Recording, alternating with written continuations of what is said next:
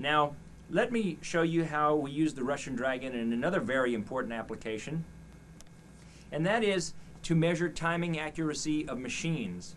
You can go ahead and zoom on out a little bit. You see, nowadays, when people are doing MIDI sequencing, they may use one sound module made by Yamaha, one sound module made by Alesis, one sound module made by Oberheim, and when they put the whole sequence together, they'll, even though they quantize the sequence or error correct it to get rid of the timing errors, there's still a little bit of timing inaccuracies in the music because of random MIDI delays between the individual manufacturers' pieces of gear. With the Russian Dragon, you're able to sort out those problems and create some very tight tracks. Now, to illustrate that, I've got a pattern on tape here, but I've intentionally put some error into the pattern. We'll use the Russian Dragon to investigate that, those errors and fix them. If you listen very carefully when I play it back, you'll hear there's a little bit of error in the pattern.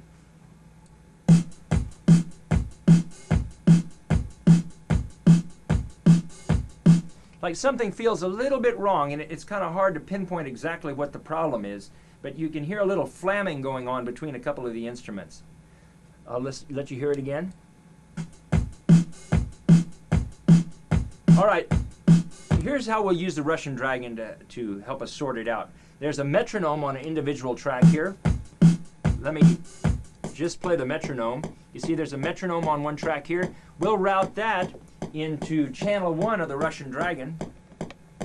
You see, this shows what's triggering in channel 1, and there's our quarter note click track. Remember, that's our timing reference. Now, whatever we want to measure, we plug into channel 2. I'm kind of suspicious about the snare drum. I think the snare drum is a bit off. The snare drum should be happening right on top of that metronome. But let's send the snare drum into channel 2, and sure enough, here's the snare drum coming in here now. And let's see what the display looks like. Looks like the snare is early by 1, 2, 3, 4, 5, 6 LEDs. And remember, we're on 5 milliseconds per LED over here. So it looks like the snare drum is about 30 milliseconds early. Let me go ahead and turn on the hi-hat and bass drum. Now, we need to fix that snare drum. It's early. Well, in the recording studio, if you're doing MIDI sequencing, most MIDI sequencers have a capability to let you shift a track. So we would shift that track later, the appropriate amount, to put it in timing. We said it's 30 milliseconds off. We would shift it while we watch the Russian Dragon until the Russian Dragon said our timing was correct.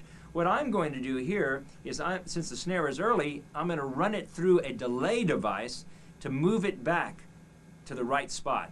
We said it's 30 milliseconds early. Well, let's try to delay it around 30 milliseconds and see if we can fix it. Let's look down here at the delay device. Let me call up a delay program here. Yeah, here we have it. We got a delay of, we're going to start out with a delay of 1/10 of a millisecond.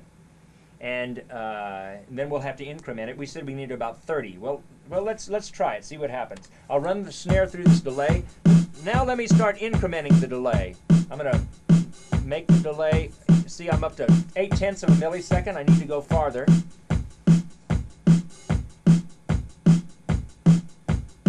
Okay, that's 15 milliseconds. Let's look up at the Russian Dragon to see what it's doing.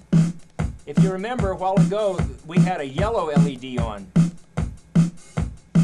We're getting closer to we're in the green area here, so it means we're getting closer to being correct. Let me increment the delay some more. I'm going to start delaying that snare more. You see, we're getting closer to where we should be now. Now we overshot it. Let me back it up some. I put too much delay on it.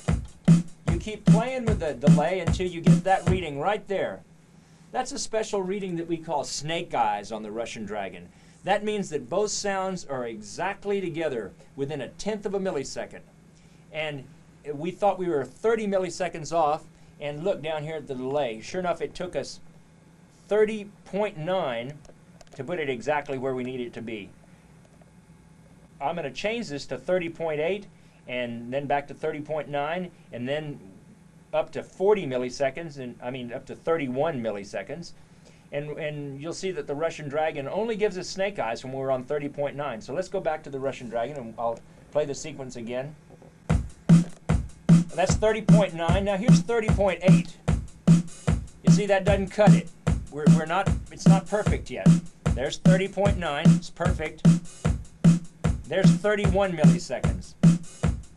I'll go back to 30.9 and it's perfect right there.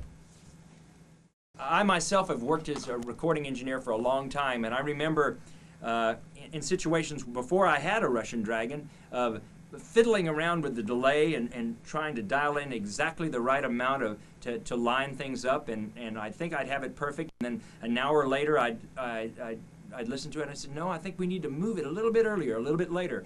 I'd waste a lot of time. Now with the Russian Dragon, you're able to take out all that guesswork and get it perfect right away and then go on to your next task.